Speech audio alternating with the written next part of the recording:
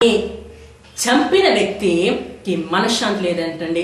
చంపిన నాటి నుండి నెమ్మది లేదు, నిద్ర లేదు, శాంతి లేదు, సమాధానం లేదు, మరణ భయము, పాప భీతి. తను చేసిన పాపం తన ప్రతి దినము తరుముతూ వస్తున్నప్పుడు ఆ భయాన్ని భరించలేక ఒక దినం ఆత్మహత్య చేసుకున్నాడండి. ఆత్మహత్య చేసుకుంటూ సూసైడ్ నోట్లో ఈ రీతిగా రాస్తాడండి. ఏమనంటే, నేను 3 సంవత్సరాల క్రితం ఒక వ్యక్తిని నేను చంపాను. చంపిన నాటి నుండి నాకు నెమ్మది లేదు, శాంతి లేదు, సమాధానం లేదు. అందుకే ఈ నెమ్మదిని, శాంతిని, ఈ భయాన్ని భరించలేక నేను చనిపోతున్నానని సూసైడ్ నోట్ రాసుకున్నానంట. అవును ప్రియ దేవుని బిడ్డ, నీవు చేసిన క్రియలు నీ వెంట వస్తాయి. నీవు చేసిన ఆ పాప క్రియలు నీకు మేలు కలగకుండా నీ జీవితంలో ఉంటాయి. నీకు దుఃఖము, వ్యాధి, బాధ, ఇరుకులు, ఇబ్బందులు నీకు కలుగు చేస్తాయి అని దేవుని ఒక వాక్య స్పష్టంగా తెలియజేస్తుంది. మీకు జ్ఞాని అయిన సొలొమోను మహారాజు గురించి తెలుసా? 1వ రాజుల 10వ అధ్యాయము 23వ వచనంలో చూసినట్లయితే, సొలొమోను బహు జ్ఞానం కలిగిన వాడే, బహు ధనము కలిగిన వాడే, భూలోకంలో అధిపతులు అందరికంటే అధికుడై ఉండేనని దేవుని ఒక వాక్యం సెలవిస్తుందండి. దేవుని యెహోవా సొలొమోను అంత అధికంగా ఆశీర్వదించాడు. అయితే 1వ రాజులో 11వ అధ్యాయంలో చూసినట్లయితే ఆ సొలొమోను రాజు ఏం చేశాడో తెలుసా? మోయాబీలు, పెరిజీలు, హవ్వీలు, యోబుసీలు వంటి అంటే స్త్రీలను వివాహం చేసుకుని కామాతురత గలవాడే వారిని ముంచుకుంటూ వచ్చాడండి. అంతేకాదు, ఇక్కడ మనం చూసినట్లయితే ఆ స్త్రీల వల్ల ప్రేరేపబడిన వాడే ఆ యొక్క అన్య దేవతలను పూజిస్తూ, ఆరాధిస్తూ, ఆ దేవతలకు బలిపీఠం కట్టి వాటికి బలి అర్పించేవాడండి. అయితే దేవుడైన యెహోవా సొలొమోనుకి 2 మార్లు ప్రత్యక్షమై, సొలొమోను చేస్తున్నది పాపము, విగ్రహారాధన చేయవద్దు, ఆ దేవతలకు బలి అర్పించవద్దని దేవుడు సొలొమోనుతో చెప్పినప్పటికీ సొలొమోను దేవుని మాటను విసర్జించాడండి. సొలొమోను దేవుని మాటను విసర్జించడం వల్ల దేవుని యొక్క కోపం సొలొమోను మీదకి వచ్చింది కనుక దేవుని చేత అధికంగా భూలోకంలో రాజులందరికంటే అధికంగా ఆశీర్వదింపబడిన ఆ సొలొమోను తన యొక్క రాజ్యమును పోగొట్టుకున్నట్టుగా చూస్తాం. తన యొక్క రాజ్యంలో తన దాసుని చేతికి అప్పగింపబడినట్టుగా మనం చూస్తున్నామండి.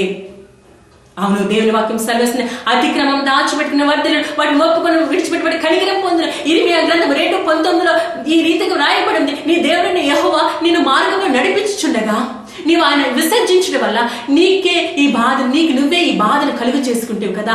నీవు చేసిన చెడుతనము, నువ్వు చేసిన ద్రోహము నిన్ను గద్దించినని సైన్యములకు అధిపతులకు యెహోవా సెలవిచ్చుచున్నాడు. అవును ప్రియ దేవుని బిడ్డ, దేవుడు నిన్ను ఒక మంచి మార్గంలో నడిపించుచున్నప్పుడు, ఆయన చిత్తంలో, ఆయన ప్రణాళికలను నడిపించినప్పుడు, నువ్వు దేవుని విసర్జించి నీ హృదయంలో పాపను పోగు చేసుకున్నప్పుడు నీకు వచ్చే బాధ, ఇరుకు, ఇబ్బందులు, శ్రమలు, అనారోగ్యం, అస్వస్థత, అది నీవు చేసిన పాపములకు ప్రతిఫలమని నువ్వు గ్రహించు.